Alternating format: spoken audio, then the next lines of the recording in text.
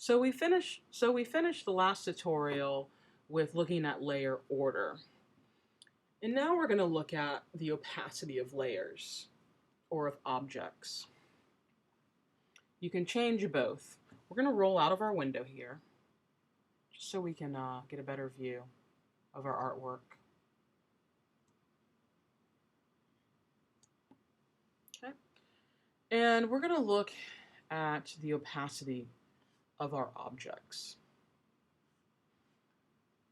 So say you had this shape twice in your composition.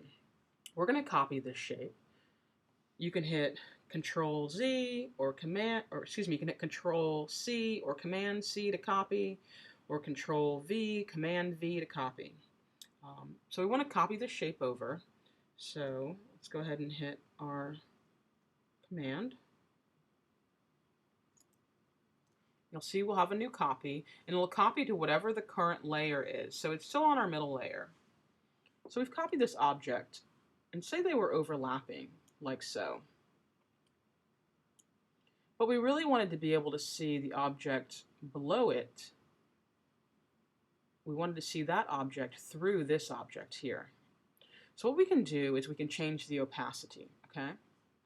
So we have our object that we copied and pasted. We have the pasted one already selected. So we're going to go to our panel to the right where it says transparency, right? We'll have two little circles. If you don't have that open, you want to go up to your Windows tab up at the top, and you want to open up transparency also, okay? So it'll open that tab for you. Now if you have your object selected, it'll just change the actual transparency of that object. You can go over to the panel for the transparency and hit the arrow next to the opacity, and then it'll give you a bar that you can click and hold in order to change that. When you release your mouse, it'll show you a preview of what the opacity would look like. Now it is going to change the opacity for the stroke and the fill because it's associated as one object that has a combined stroke and fill to it. If you wanted the stroke at a different color or opacity, if you wanted the stroke at a different opacity but not a different color, just a different opacity than the fill, then you would have to have that stroke as an independent object of the fill. So I'd really have to have an outline with no fill as one object, which we can do. So we can copy, right, and Control or Command C, then Control or Command V. And we can actually make it to where we don't have a fill on this one. So we go over to our fill and stroke to the left of our screen, and we'll do the strike through for none for our fill. And now we just have an outside layer. So say we wanted to keep this as 100%, the outline. We'll bump that up to 100%.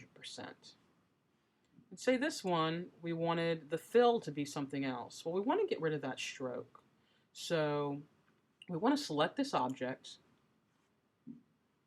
and we want to put our stroke in the foreground of this composition, of this layering stack.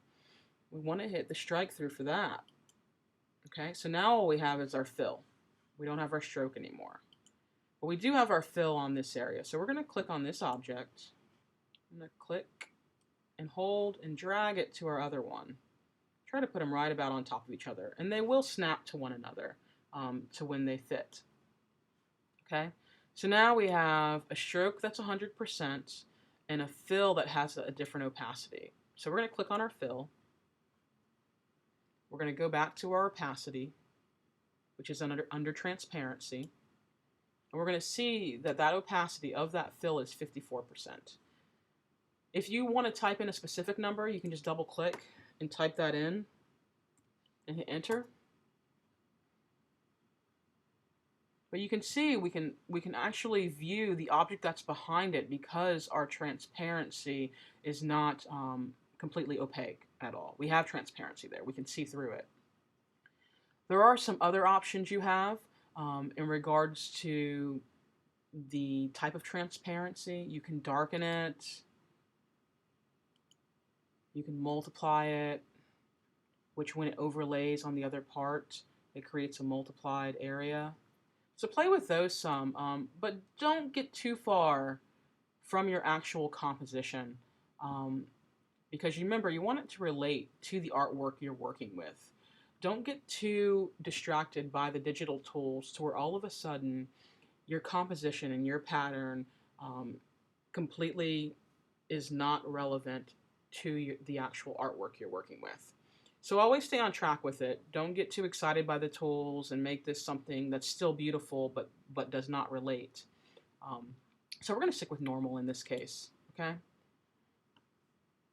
But this is a way for you to be able to see through one shape into the background, okay? And that's just with changing the opacity, which is located under the transparency tab or window.